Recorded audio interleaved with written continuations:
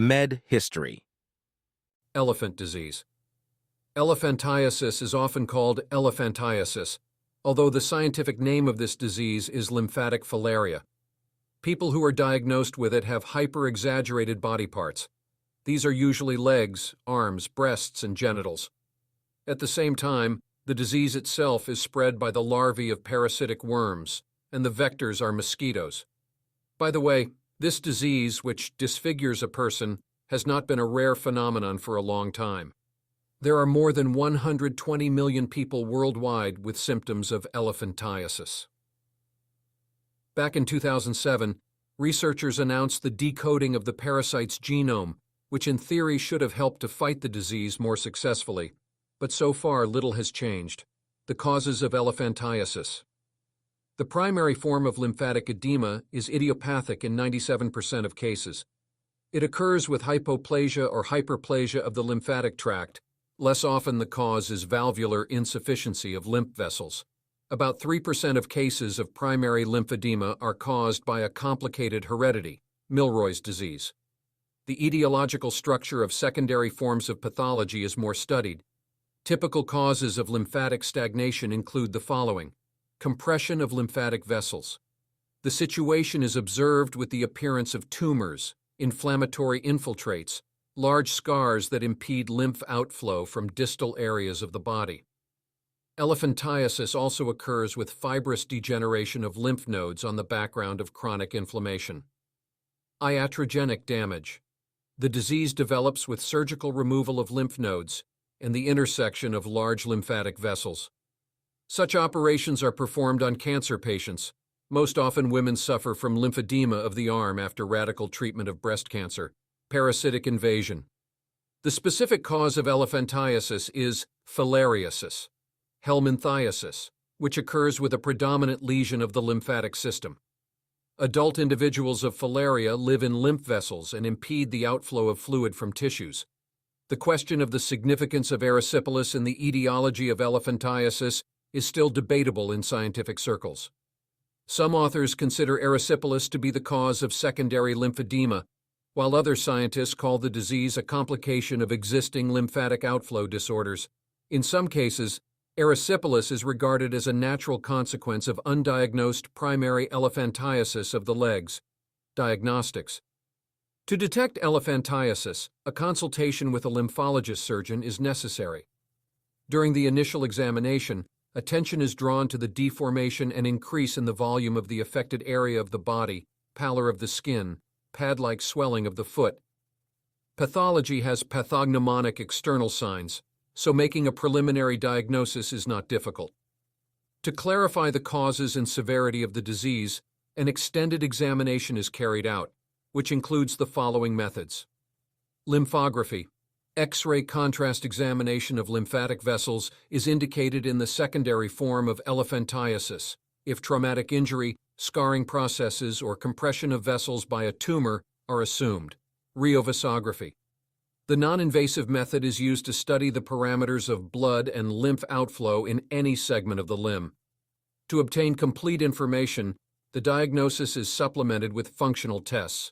Ultrasound of soft tissues. Echosonography is used to assess the thickness and pathomorphological changes of the skin, the nature of the distribution of stagnant fluid in the area of edema. Ultrasound diagnostics is required to examine the structure of the lymph nodes. Computed tomography. The study is indicated for a detailed study of the degree of fibrous processes in elephantiasis, assessment of the dynamics of the disease in the postoperative period. Blood tests. According to the biochemical analysis, hypoalbuminemia with alpha-globulinemia is determined. The results of the coagulogram show a tendency to thrombosis and inhibition of fibrinolytic properties of the blood. Signs of elephantiasis must be distinguished from massive edema of renal, endocrine, and cardiovascular origin. Differential diagnosis requires echocardiography, ECG, ultrasound of the kidneys, and special biochemical research methods. Lymphedema must be differentiated from lipedema, venous insufficiency, and post-thrombophlebitis syndrome. Treatment of elephantiasis. Conservative therapy. Non-surgical treatment is prescribed independently if the patient is in a satisfactory condition, and there are no severe changes in tissues or as an addition to surgical correction in the preoperative and postoperative period. Conservative therapy of elephantiasis is complex. It is carried out continuously and includes three main directions. Mechanical methods. Compression therapy with elastic bandages and special knitwear is used to improve lymphatic outflow. Lymphatic drainage massage is performed. Therapeutic gymnastics is prescribed. Physical therapy. The procedures affect the pathologically altered part of the lymphatic system and show prolonged results. In case of elephantiasis, intermittent pneumatic compression, amplipulse therapy, laser therapy, and photodynamic therapy are used. Pharmacotherapy. In drug treatment, the traditional direction is distinguished, which includes phlebotomics, vitamins, diuretics, and new therapy regimens involving benzopyrins and enzyme preparations. Surgical treatment. Most patients eventually require surgical correction of lymphatic drainage. To create workarounds for the discharge of lymph into the venous bed, lymphovenous anastomoses are superimposed. The operation is performed using microsurgical techniques. In case of irreversible structural rearrangements of the limb, the only treatment method is skin plastic surgery, which partially restores the function of the limb. Disorders of lymph outflow from tissues play an important role in the development of elephantiasis. In disorders of lymphodynamics, the volume of fluid formed per unit of time is greater than the lymphatic vessels are able to transport. This leads to an increase in lymph pressure, dilation of capillaries, and insufficiency of their valves. Lymph is deposited in the subcutaneous tissue after passing through the vascular walls. 2–4% of proteins are deposited in the interstitial lymphatic fluid. This leads to chronic inflammatory reactions and leads to sclerosis and pathological collagenization of tissues. The compacted fibrous tissue compresses the lymph vessels more strongly and worsens their outflow, which leads to the formation of a vicious circle of lymphatic insufficiency.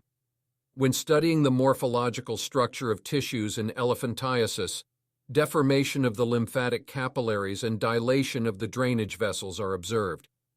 The dermis and hypodermis lose their differentiation, take the form of a homogeneous mass of white-pink color with a dense consistency.